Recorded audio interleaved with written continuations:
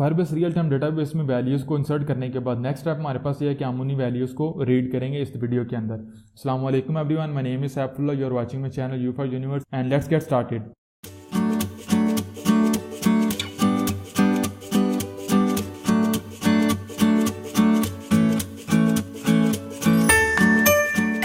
So what's up everyone, welcome to your next video on Android development. और Android development की इस video के अंदर बेसिकली हमने जो लास्ट वीडियो में डेटा इंसर्ट किया था अपने फायरबेस रियल टाइम डेटाबेस के अंदर रूट नोड के ऊपर, सेम वही डेटा हम जो है वो रीड करेंगे।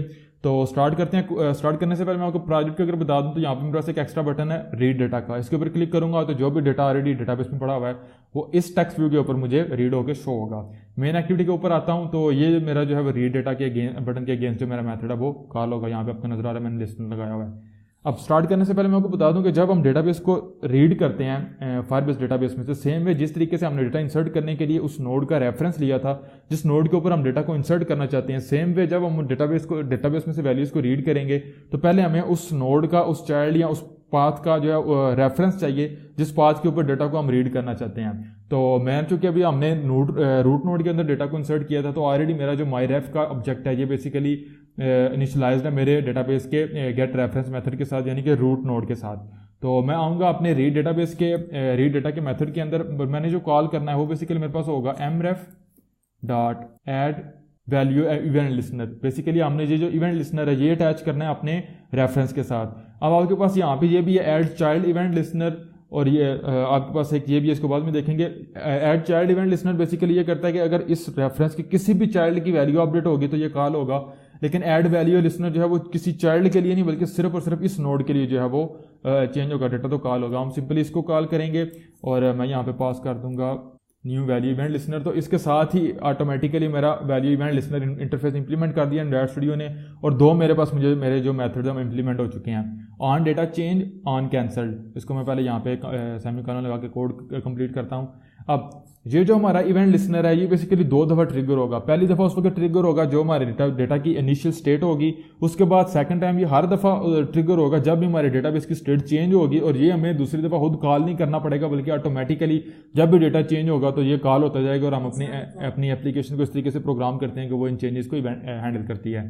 तो राइट नो ये जो हमारे पास ऑन कैंसल्ड का मेथड है इसके अंदर आप कोई भी वो वाला कोड करेंगे जो बेसिकली हमारे पास एरर हैंडलिंग होगी, यानी कि अगर डेटाबेस में से डेटा को रीड करते हुए कोई भी एरर आ जाएगा तो वो बेसिकली यहाँ पे हमारे पास शो होता है। बहरहाल आऊँगा ऑन डेटा चेंज के अंदर मेथड के अंदर यहाँ पे मुझे बेसिकली एक ऑब्जेक्ट मिलता है डेटा स्नैपशॉट क्लास का। इसके अंदर बेसिकली उस जिस नोड के साथ मेरा ये वाला जो रेफरेंस लिसनर अटैच होता है उस पूरे के पूरे नोड का जो चेंज डेटा होता है उस पूरे के पूरे डेटा का मुझे डेटा एक स्नैपशॉट मिलता है, और उस स्नैपशॉट में से मैं डेटा को जो है वो रीड कर सकता हूँ। तो मैं यहाँ पे सिंपली आऊँगा और एक स्ट्रिंग का ऑब्जेक्ट क्रिएट करूँगा, डेटा क्या दूंगा इसको, और मैंने यूज़ करना है गेट डेटा स्नैपशॉट डॉट, जिस तरीके से हमने सेट वैल्यू किया था मैंने गेट वैल्यू जो है वो कॉल करना है। अब आपने देखा गेट वैल्यू का मेरे पास एक जो ओवरलोडेड मेथड है वो बेसिकली मुझसे एक जेनेरिक क्लास ले रहा है वैल्यू टाइप, यानी कि आप किस टाइप की वैल्यू जो है वो रीड करना चाहते हैं। तो मैं यहाँ पे पास करूंगा, मैंने चूंकि स्ट्रिंग टाइप की वैल्यू रीड करनी है तो मैं स्ट्रिंग डॉट क्लास जो है वो यहाँ पे पास कर दूंगा। तो अगर आप इंटीजर या बुलियन रीड करना चाहते हैं तो आप उनकी क्लास भी यहाँ पे पास कर सकते हैं। मैंने जो स्ट्रिंग रीड करनी है तो मैं वो पास करूंगा। तो यहाँ पे जो मेरे पास इस डेटा स्नैपशॉट के अंदर जो वैल्यू होगी स्ट्रिंग की वो मुझे यहाँ पे शो होगी, और मैं सिंपल यहाँ पे करूंगा m output text dot set text, और जो मेरे पास डेटा की स्ट्रिंग होगी वो मैं यहाँ पे इसको जो है वो शो करवा दूंगा। इसी के साथ ही हमारा कोड कंप्लीट हो चुका है, इसको मैं रन करता हूँ। तो गाइस हमारी एप्लीकेशन रन होना शुरू हो गई है। अब जैसे ही मैं क्लिक करूंगा रीड डेटा के ऊपर तो आपने देखा this is new data automatically जो शो हो गया मेरे टेक्स्ट व्यू के ऊपर। अब यहाँ पे मैं न्यू डेटा जो है वो टाइप कर लेता हूँ, न्यू डेटा टाइप कर देता हूँ और क्लिक करता हूँ रन कोड के ऊपर।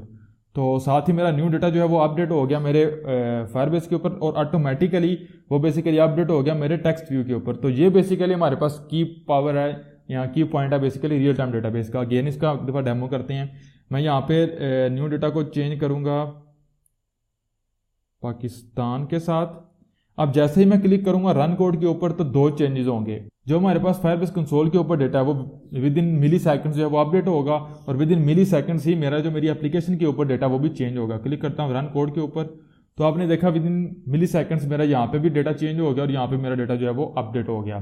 तो आई होप सो गाइज आप लोगों को समझ आ चुकी होगी कि किस तरीके से हम अपने फायरबेस रियल टाइम डेटाबेस में से वैल्यूज़ को रीड करते हैं और किस तरीके से हमारे पास जो फायरबेस रियल टाइम डेटाबेस है उसका जो रियल टाइम है वो कितनी पावरफुल हमें फीचर जो है वो प्रोवाइड करता है। इंशाल्लाह नेक्स्ट वीडियो में देखेंगे कि किस तरीके से हम अपने फायरबेस रियल टाइम डेटाबेस के ऊपर जो है वो चाइल्ड को क्रिएट करते हैं और उसके अंदर वैल्यूज़ को इंसर्ट करते हैं।